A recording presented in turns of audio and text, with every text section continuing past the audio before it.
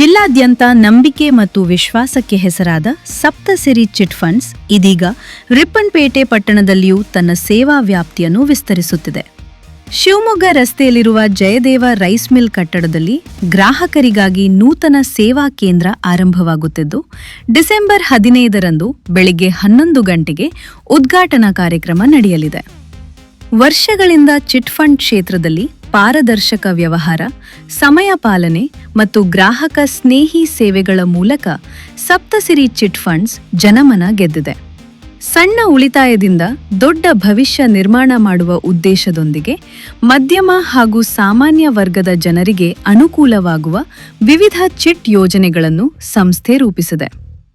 ಉದ್ಯೋಗಿಗಳು, ವ್ಯಾಪಾರಸ್ಥರು, ಗೃಹಿಣಿಯರು ಸೇರಿದಂತೆ ಎಲ್ಲ ವರ್ಗದ ಜನರು ಸುಲಭವಾಗಿ ಸೇರಿಕೊಳ್ಳಬಹುದಾದ ಯೋಜನೆಗಳು ಇಲ್ಲಿ ಲಭ್ಯವಿವೆ.